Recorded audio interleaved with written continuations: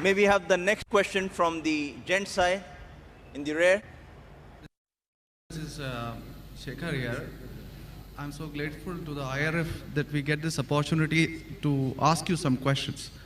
And for the first time, I've seen you, and I'm glad that I can ask you a simple question. I am a businessman, and one of my only hobby is studying religions. So one of them, obviously, being the Quran. So my question is fairly simple. Like, I really liked what you spoke about Aisha. That was a very wonderful thing that you said. So my question is fairly simple. I'll make it very small. But I really hope that I have the opportunity to cross-question you after you answer me on your answer. Thank you. So we see in Muslim, book number 4, number 2127, wherein it says, a part of it that is, he stuck me, Aisha, on the chest, which caused me pain. Further down, if you look at Mishkat al-Masabi, volume 2, page number 690, repeated again in Muslim, book number 9, number 3506, a part of it, I'll just get to the point, wherein Umar is trying to say to the Prophet, or rather trying to make him laugh.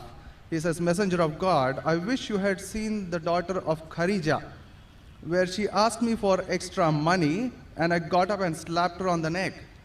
God's messenger laughed and said, they are around me, as you see, asking for extra money. Abu Bakr then got up, went to Aisha and slapped her on the neck, and Umar did the same to Hafsa. Now we see something of a pattern coming in.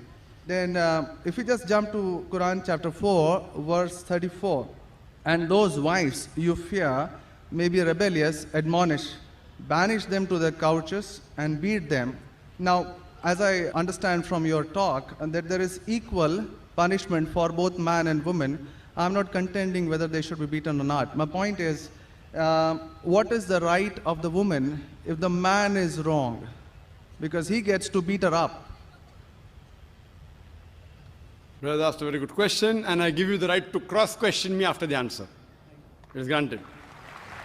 The brother quoted hadith of Sahih Muslim and Mishkat al-Masabi. Do you know the relationship between Hafsa and Hazrat Umar? Well, I've not really got to the point that much. I'm still studying. Do you know the relationship of Aisha and Abu Bakr? May Allah be pleased with them both. Her father, if I'm not mistaken. That's right. I'm asking you a question. Are you married? Yes. Yes. Do you have a daughter? 2 of them. 2 of them, fine. I get to go to heaven. Sorry? I get to go to heaven. No. If you bring them up correctly, I remember with love and compassion, then you'll go to heaven, otherwise not.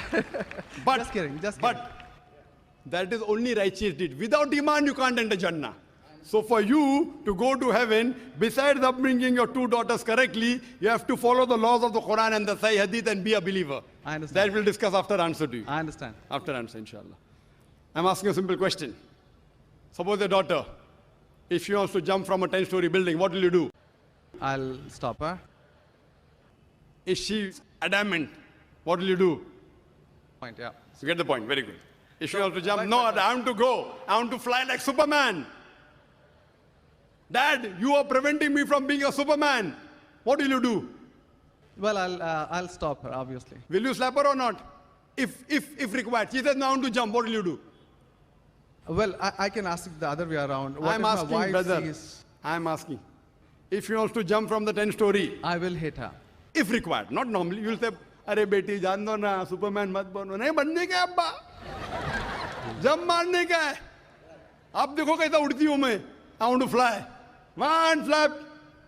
A father is cruel to be kind. Yes.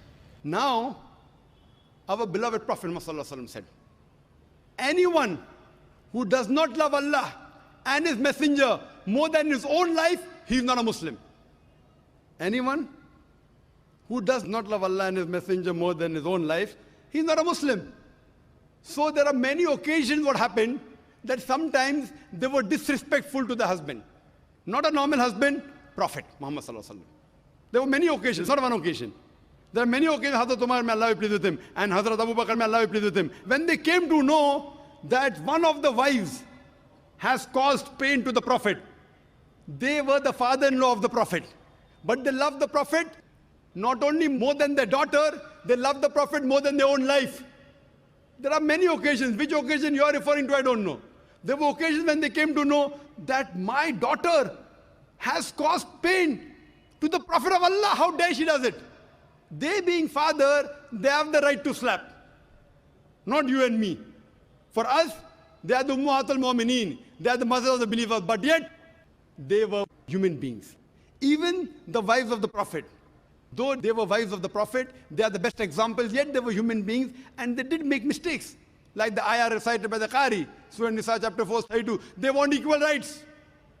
There was in Surah Azab chapter 33, where the wives of the Prophet tell the Prophet, why don't you give us the luxury of this world? They objected, why are we undergoing such a life of poverty?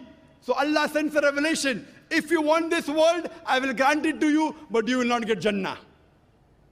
The verse of the Quran says, I will free you. That means, if you want, I will let you go free. Divorce, not that he divorced. And you can get the luxury of this world, but you won't get heaven in the hereafter. And the wives of the Prophet, they repented and they asked for forgiveness and Allah forgave them. So here also it's in context. And going against the Prophet is more bad than jumping from top. Jumping from top, your daughter will kill herself, that's it. Correct? But going against the Prophet is more bad. Did you get the answer? Sir, but my question still stands. I understood your point. I haven't completed my answer. Okay, you asked the question, no problem. My question is pretty simple. I haven't completed my answer yet, brother. All right. Because I know your question was in two parts. Then you quoted the verse of the Quran, Surah Nisa, chapter 4, 34. Yeah. And said about wife beating. I want to complete that before you answer. Otherwise, you said ذاكر answered half. I only answered one part of a question regarding hadith. The second part is of Surah Nisa, chapter 4, verse number 34. Exactly after the verse that was recited by the Qari. After verse which says, الرجل قوامون على النساء, that the men are the protectors of the women. The verse says that if they're disobedient, then don't talk to her. After that, don't share the bed. Then the Arabic word is daraba, means beat her lightly. The Arabic word is beat her lightly, daraba. Ibn Abbas, may Allah be pleased with him, said, when you beat your wife, you should not beat on the face. Point number one. Point number two, when you beat your wife, there should be no mark left on her body. And he gave an example, beating with a miswak. Miswak is toothbrush. In modern way, I will say beating with a handkerchief. Handkerchief. Now, if you beat your wife with a handkerchief, it is symbolic. It is not wife bashing. Wife bashing is not allowed in Islam. Wife bashing means one shot on the face. Hit so hard so that the mark remains. She'll remember you for the next 1 week or 2 weeks. In Islam, wife bashing is prohibited. It is daraba, means beat her lightly. That means first you tell her she's wrong. You admonish her. Don't share the bed with her. Ultimatum. Last warning. Beat her lightly. Now, what I said, for any crime committed, the punishment is same. Punishment is same. Beating lightly is not a punishment, it is a warning. Can you do the opposite? Can the daughter hit the father? What if your daughter slaps you? Will you like it? No. Why? Equality. Let me complete my answer. You talk about equality. If your daughter slaps you, will you like it? No. No. There may be occasion when you get lunatic, when you become very old, and if you want to jump and then she slaps you, I will agree with her, correct? Though you said, no, I'm agreeing with you. I understand. I'm helping you. You understand, but you don't understand me. No, I do. I'm helping you. Okay. If you grow up and you become a lunatic, you become senile, you want to jump from the 10th story, your daughter says, Abba, mat karo, don't do, father. She may have to slap you. She's doing in good faith. Accept it.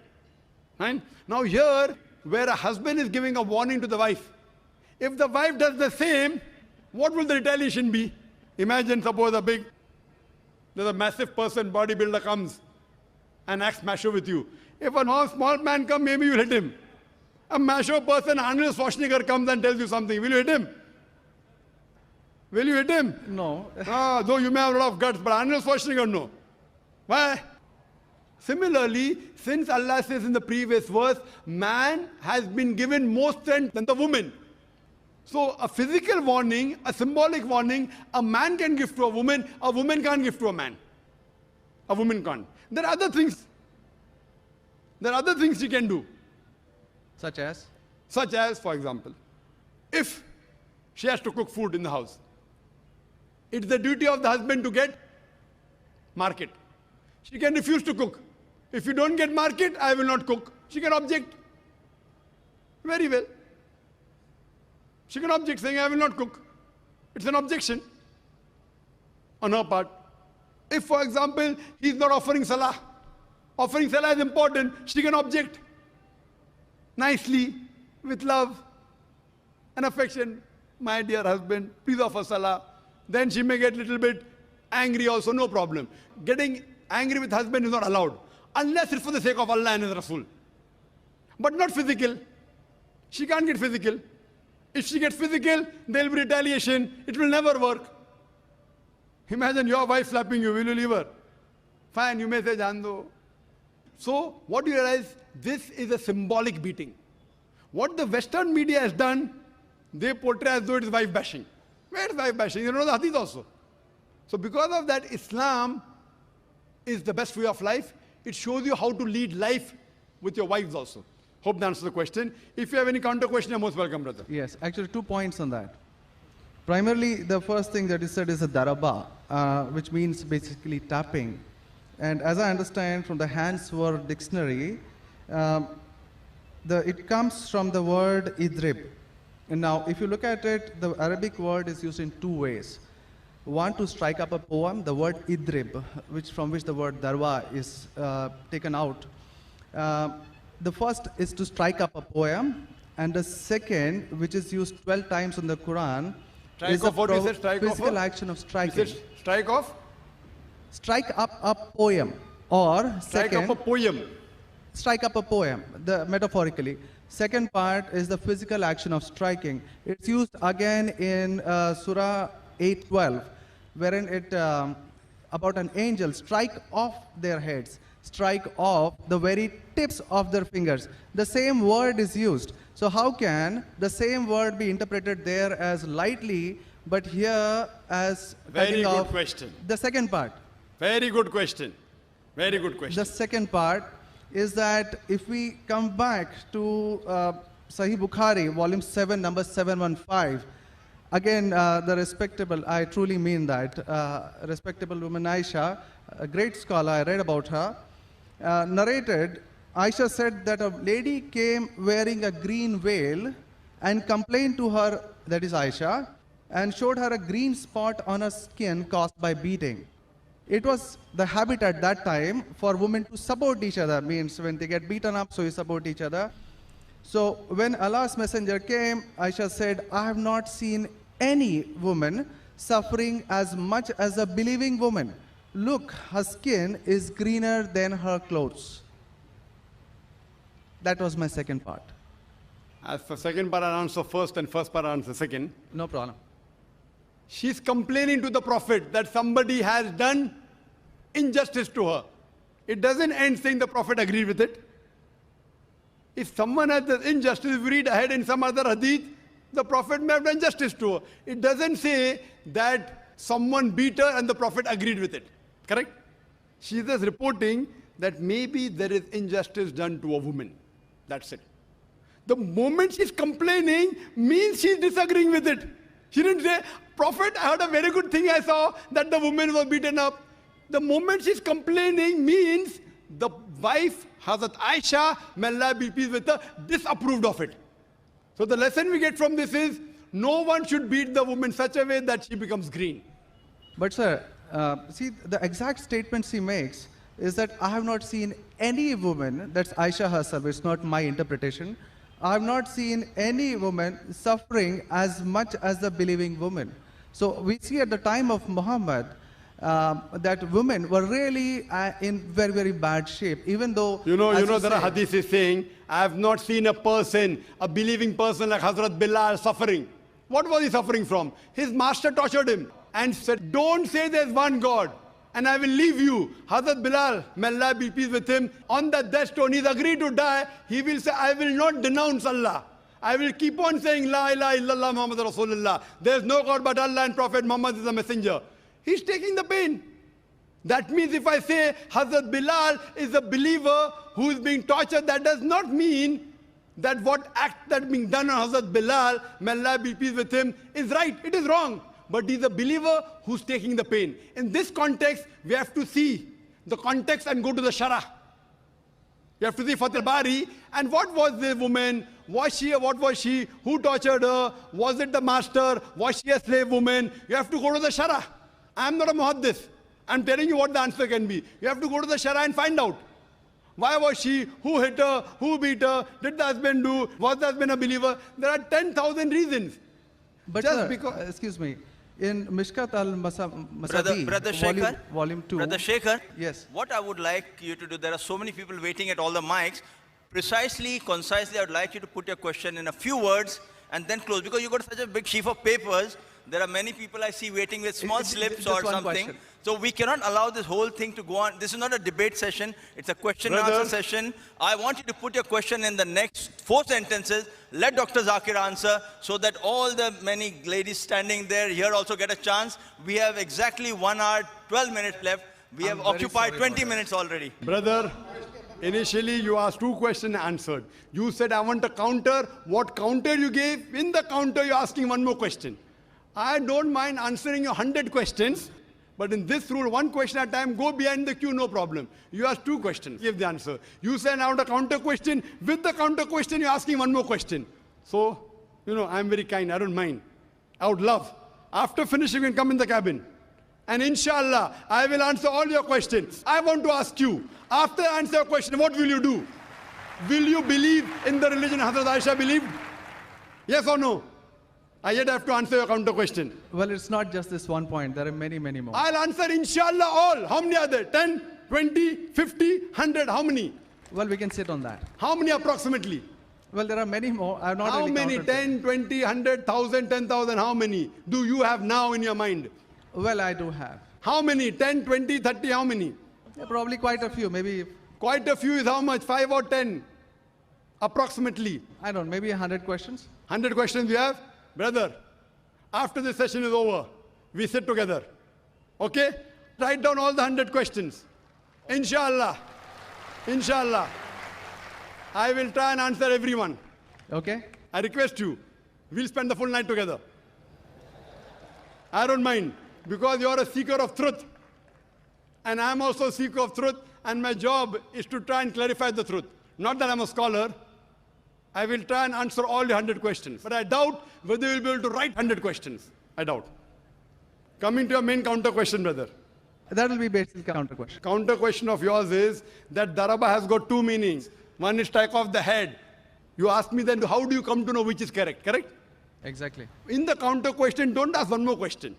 That means you're breaking the rule. Sir, I'm just refuting what you said. Not refuting. See, you asked a counter question.